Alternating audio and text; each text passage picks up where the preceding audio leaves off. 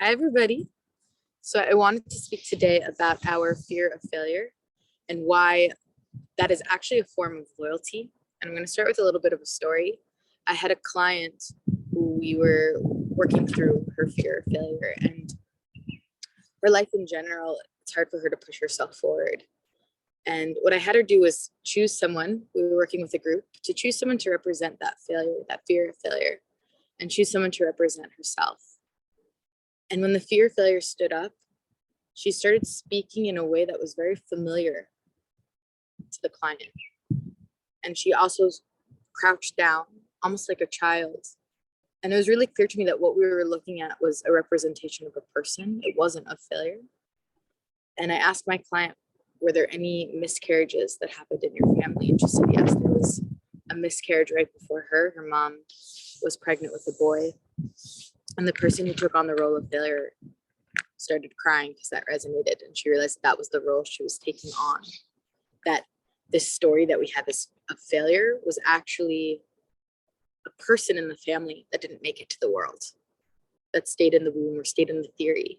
And I first of all realized that miscarriages is failure, in the sense that what is miscarried, we considered a failure. What almost came to this world and didn't, we call it a failure. And that is something that haunts us. And whether that's a baby or an idea or a relationship, we have many miscarriages in our life.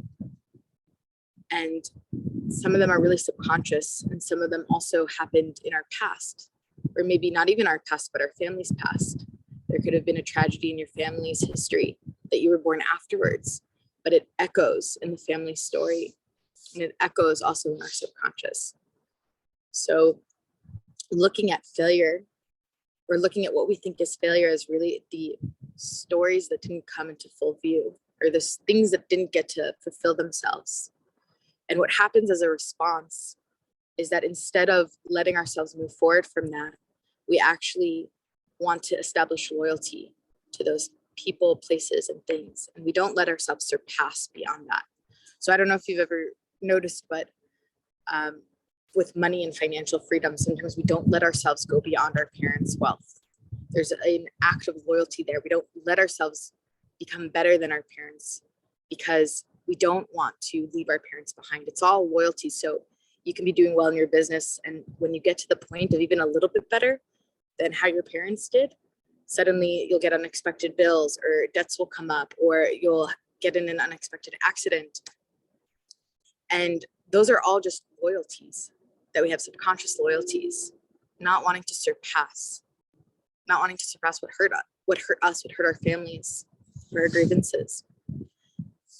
And when we looked at that piece there, and we said, instead of being loyal to these parts, and I'm not shaming loyalty, there's a lot of beautiful things about that aspect of loyalty, but it's when loyalty holds us back, or when loyalty tells us that we're not allowed to move forward, or when loyalty is subconscious, we don't even realize that we've made some contracts there.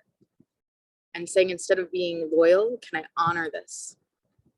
Instead of saying loyal to the child that was miscarried before me, can I honor their life through moving forward and through giving the best shot I have and really living my best life, and saying to that piece, I will honor you through opening my life up to the greatness that it could be.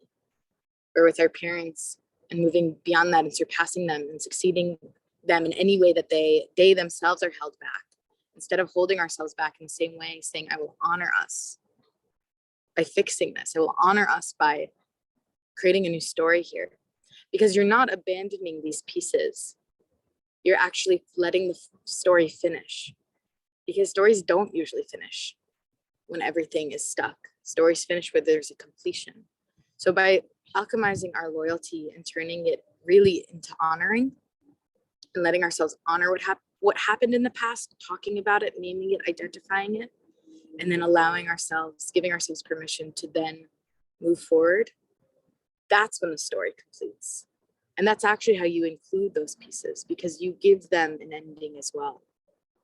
You allow them to finish at a point that also feels settled. That yes, there was this miscarriage of an idea, a thought, a relationship, a person, a community, but then it was reborn. or then it came down again. And this time it was actually finally able to come into the world in a way that it was able to stay.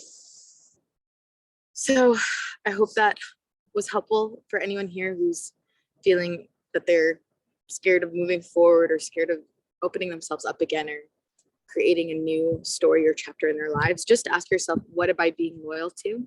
And this is also parts of ourselves, our inner child, our past hurts, all of that. We can be loyal to those pieces and then not allow ourselves to change narratives. So I give us the blessing to turn those loyalties into honoring and really giving ourselves permission to open up and live. Have a wonderful day.